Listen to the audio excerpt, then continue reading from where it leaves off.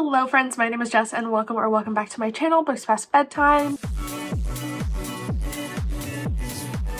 In today's video, I wanted to do kind of a quarterly reading wrap-up. So I want to go through my reading stats for the year so far. I want to talk about where I am with my goals and challenges. And also we're going to talk about my 5 favorite books that I read this quarter. So those are my sort of plans. The only other housekeeping thing that I have for you is that I am struggling with some allergies today. So I'm sorry if I sound stuffed up. That is what's happening, and that's just the reality of my situation at this moment, but we are going to persevere. I think we're going to start with my yearly reading stats, so let's go ahead and jump into that.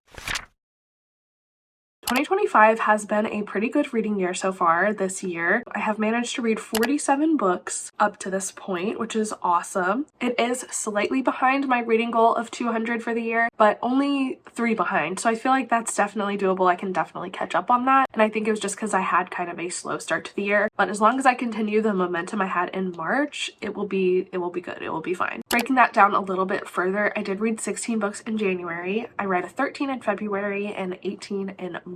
So I guess really it was just February that was a little slow for me. Of those 47 books, I did read 13,501 pages, and I also listened to a few audiobooks. I listened to about 39.5 hours of audio. This is real time, so if I sped up the audiobook, I considered that when I was putting it into my spreadsheet. So 39 actual hours, so nearly 2 full days of listening to audiobooks, which is kind of crazy because I don't feel like I've listened to that much stuff on audio, but I guess it just really does add up.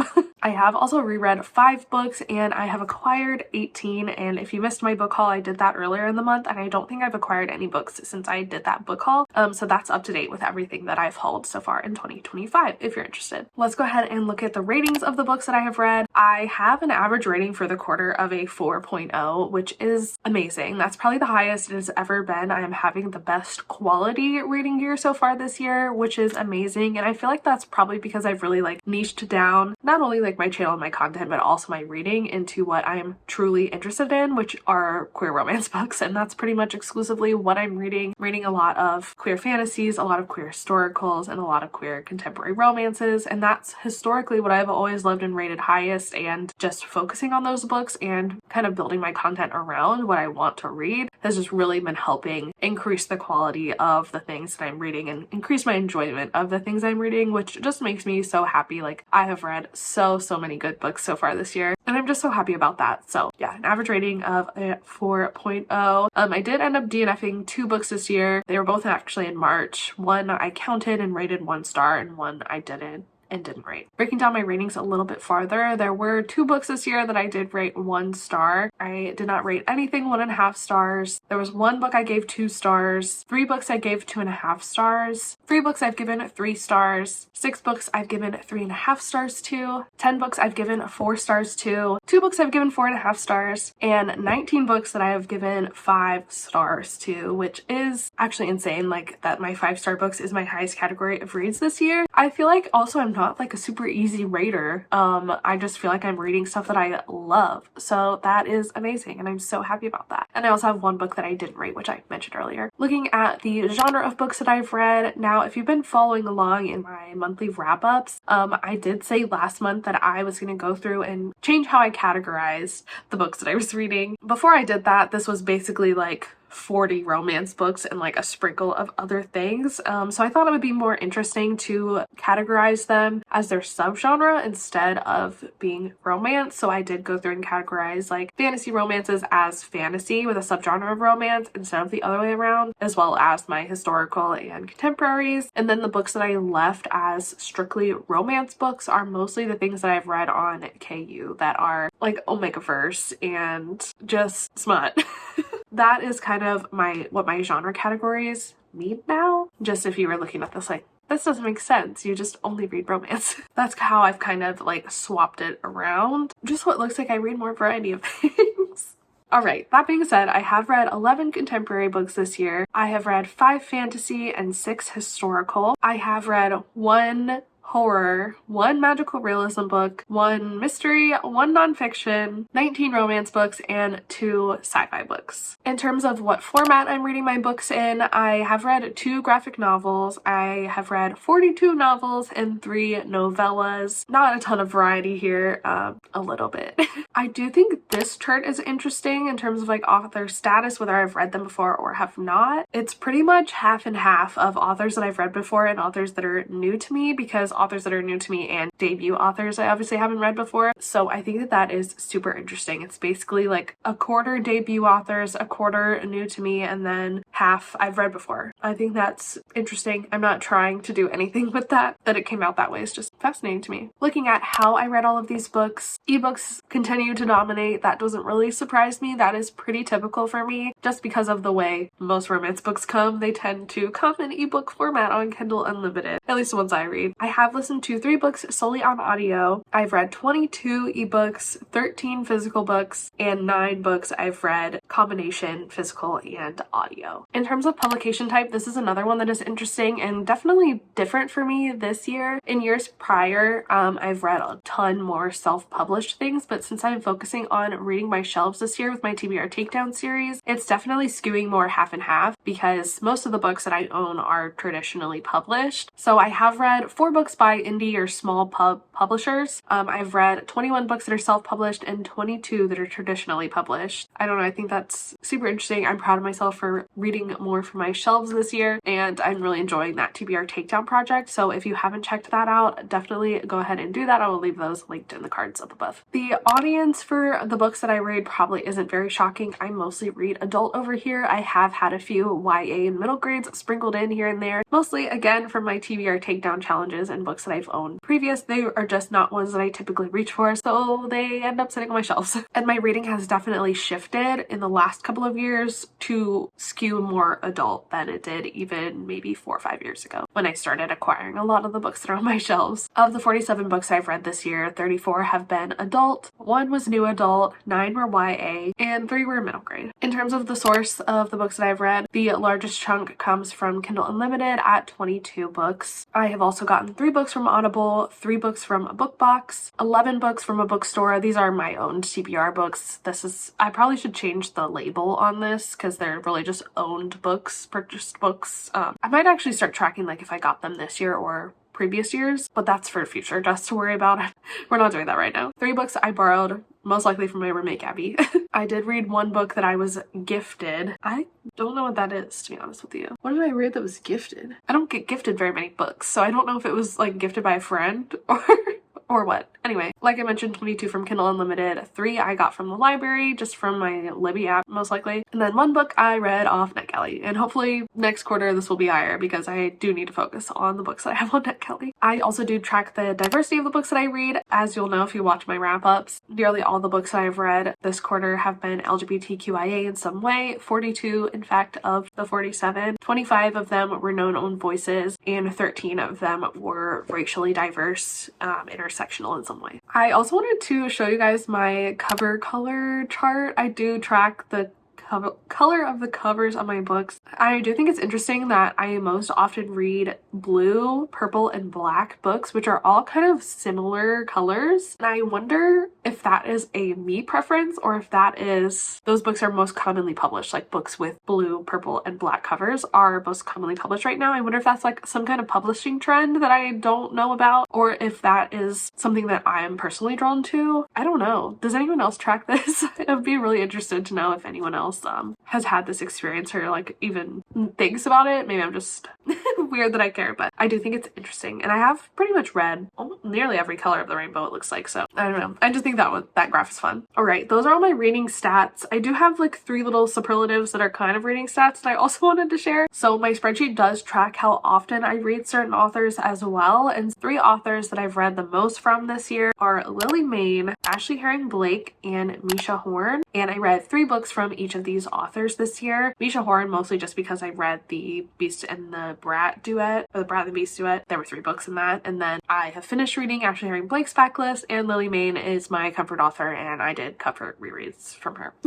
Also, a fun fact, the longest book that I've read this year so far is House of Leaves by Mark Z. Danielewski, sitting at 703 pages. And the shortest book that I've read this year was The Three Miracles of Santo Socorro by Sarah Black. This is a novella, clocked in at 81 pages. That is also probably my least favorite book of the year. Alright, I also did want to talk about the reading challenges that I'm participating in this year and my reading goals and kind of where I'm at with all of those. I have read 47 of 200 books, so I am 24% of the way through. I should be 25%. I did take the screenshot a couple days ago, so that's why it shows 5 books behind schedule at this point, just because I haven't updated what I've read in April yet. So I'm happy with where this is. I think that I can catch up. I'm not super behind, so I think that this feels pretty good where I'm at. My other reading goals that I set for 2025, I'll put in a picture of my bullet journal here for you guys to see. So obviously my 200 books is my main yearly reading goal. I also wanted to read 5 classics this year, and I haven't read a single one, so I definitely need to focus on reading 1 or 2 of those this quarter. I also wanted to read 5 nonfiction books, and I did read 1 this quarter, so I think that that's pretty good. There will be obviously 1 quarter where I'll have to read 2, but I'm not super worried about being behind on that. I think I'm doing pretty good. I also wanted to read 50 TBR veterans. This was a part of my TBR takedown project, and if I get 10 videos in that project out this year, I will have read 50 books. 2 out so far and a 3rd in progress, so that is on track, on pace pretty much for the quarter. And then I've also read a few other books off my shelf, so I think I'm probably sitting at, actually I can calculate where I'm sitting at. Let's see how many I've read. I've currently read 13 TBR vets, so that's 25%-ish. I'm happy with that. I also wanted to post 50 YouTube videos this year. I do think I'm a little bit behind because, like I said, I did have kind of a slow start to the year. So I posted 14, so actually I think I'm okay with that. I think that that is not too bad. I'm not too behind. And I also wanted to make 50 Instagram posts, which I did 0.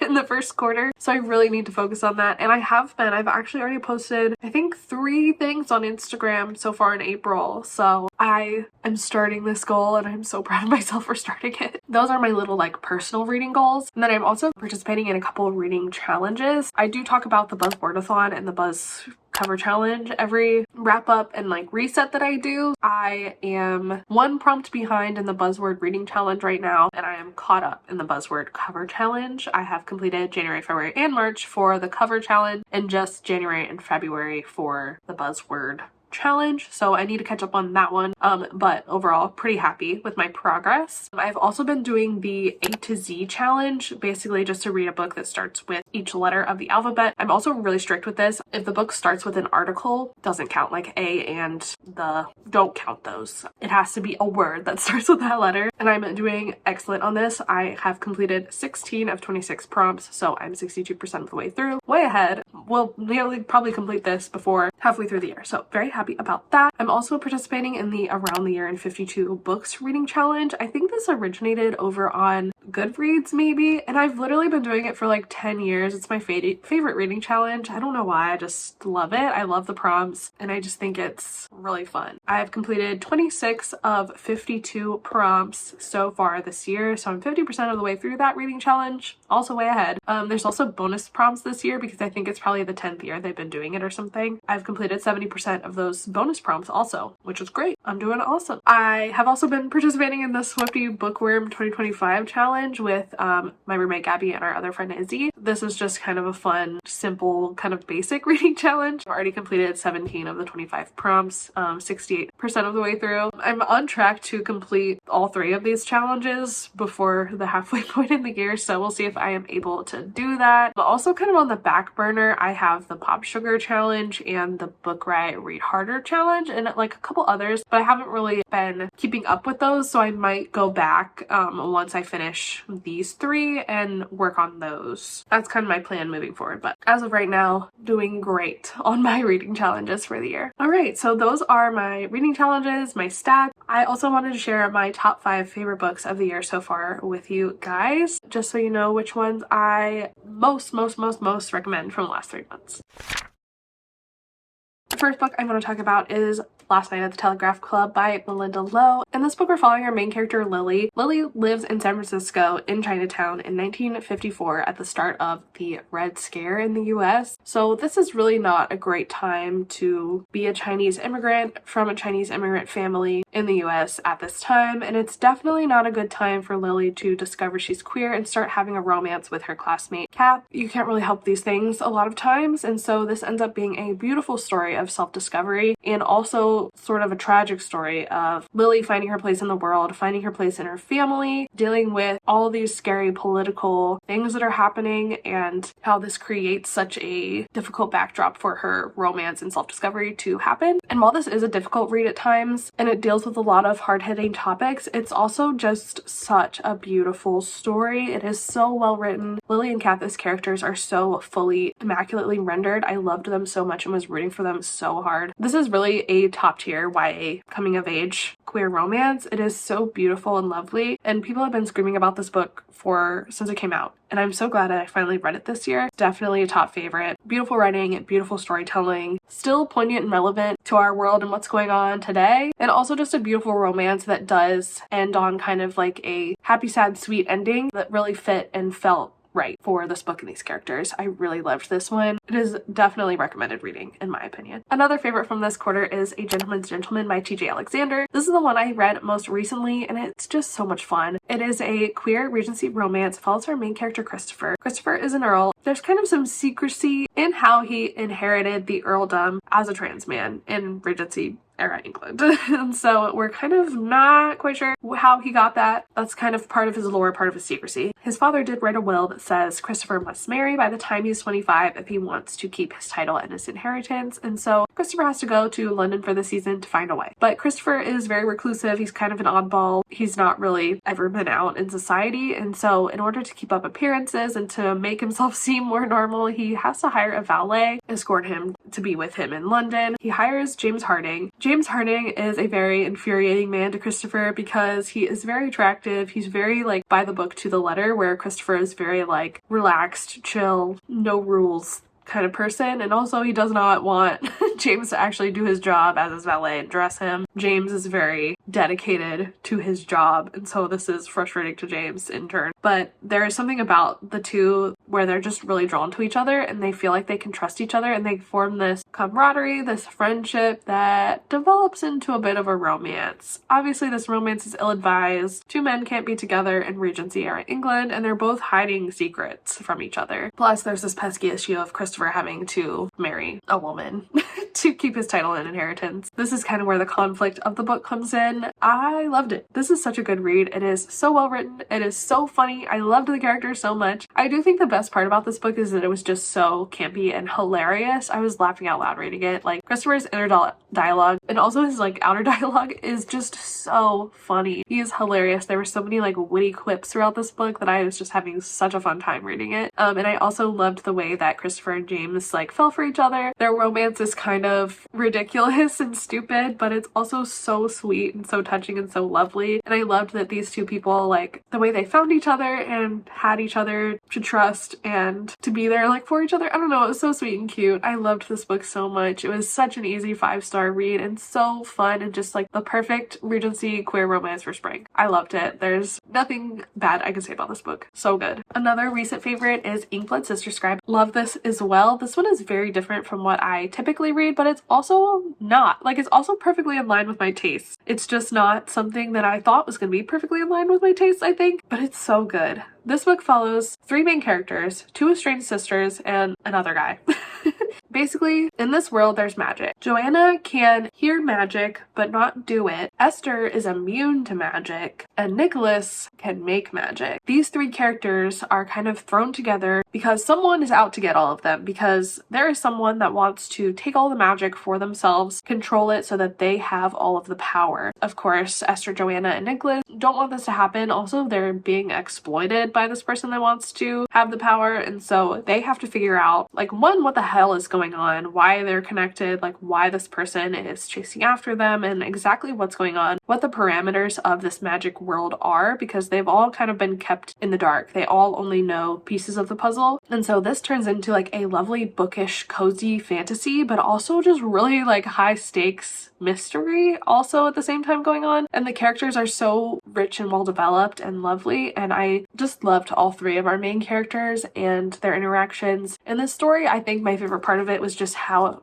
freaking exciting it was. Like up until the end, I had no idea who was good, who was bad, where it was going, what was gonna happen. I was frantically flipping, especially the last 100 pages or so of this book, to see what the hell was gonna happen, because I did not want bad things to happen to these characters because I loved them so much. This is just a really good story. I feel like it would appeal to so many different people because it's not hard to follow, it's not high fantasy, but it's super exciting, has super good characters, really beautifully written, a wonderful world to kind of get lost in, and I just really loved it. Also, one of the sisters is sapphic, so there's a little something for me in there too. I loved this book so much. It is so good, and I feel like honestly everyone could read it. Like this is a very easy book to widely recommend because I feel like there is definitely something that everyone could find in it. Favorite books that I've read this quarter are obviously We Could Be So Good and You Should Be So Lucky by Cat Sebastian. I have read both of these books this quarter and I loved them so much. These are clear front runners in my favorites of the year. They're so good. We Could Be So Good follows Nick and Andy, who both work at this newspaper. Nick has worked there for a number of years as a reporter, and Andy, well, his father owns the newspaper and decides that Andy needs to come and learn the business because he's going to be the head of it someday. But Andy is kind of a hot mess. He's a disaster. He's never really worked before. So sweet and gentle and just wants to be good and wants to do good so badly. He's such like a golden retriever kind of character. And Nick is the opposite. He's like kind of grumpy, definitely standoffish, keeps to himself, doesn't trust anyone. But there's just something about Andy that like draws Nick in, and so Nick kind of takes Andy under his wing, teaches him the ropes, cleans up his messes after him basically, and they form this friendship, and then it turns into this beautiful romance between the two of them. And this is set in mid-century New York City, so in like the late 1950s. So this is not really a time when people can be openly gay, and there's a lot of other issues coming into play in this story, and I think Cat Sebastian handled all of them so beautifully and so wonderfully. This is a super well written and beautiful romantic book. I loved reading every second of it. I really loved Nick and Andy and how they complemented each other and just how much they loved each other, and I really loved seeing Nick as this like closed off character who Andy was able to kind of help open up, trust him, believe that good things can happen to him and that he deserves them. And it was so sweet and so cute and so lovely, and it's such a good book. It's so good. And if it's possible, I do think that I loved You Should Be So Lucky even more. In this book, we're following Mark and Eddie. Eddie is a baseball player on this new MLB team, and he kind of has had a bad first impression with both his team and the public as he was kind of going off about getting transferred to the team. Mark is kind of hired. He doesn't usually do sports writing. He kind of needs something to distract him, so Andy from the first book asks him to write sort of diary entries, sort of like a look into Eddie and why he is the way he is. Just thinks there would be an interesting story there, so he asks Mark to take it on. And so this is how Mark and Eddie kind of initially meet. They kind of have a similar like Grumpy Sunshine dynamic. Mark is grieving his partner who passed away a couple years ago, quite closed off, again, doesn't really trust people, doesn't really believe he deserves another chance at love, whereas Eddie is kind of like young and naive and still believes in love, and he ends up wooing Mark and getting under his skin, and the two of them have this beautiful, lovely romance. Again, this book was just so well written. It's such a good story. There are so many good lines just about life and love, and it's just so poignant and beautiful, and I just love the writing in these books. They're so good, and of course the characters are incredible, and it's just so romantic and lovely and like happy sad, but like happy, like it is about queer joy. It's just like so beautiful it's sad. Does that make sense? There's just something about it. It just really spoke to me as a book, and I loved it. I love it so much. It's so good. It's so amazing. Everyone needs to read it. Please read it. It's so good. Alright, so that was my quarterly wrap up. I hope you guys enjoyed this video. I'm planning to make one of these every quarter of the year, so if you like them, let me know. If there's other things you would like to see in them, also let me know. I would also love to know what the best book you read this quarter was. Please leave that in the comments down below. If this is your first time here, I would appreciate you subscribing. I post all kinds of queer bookish content on this channel. channel, and I would love to have you. Also, like this video if you liked it. Helps out me and my channel. If you're interested in any of the books that I talked about or any of the reading challenges, I'll try and remember to link everything in the description down below so that you can find it, you can read it, you can participate in it, etc. Also linked in the description are all of my social media. Like I mentioned, I have resurrected my Instagram, so I would love if you would follow me over there. And I think that's everything for me today. So thank you so much for watching this video. I really appreciate you being here, and I will see you in the next one real soon. Bye.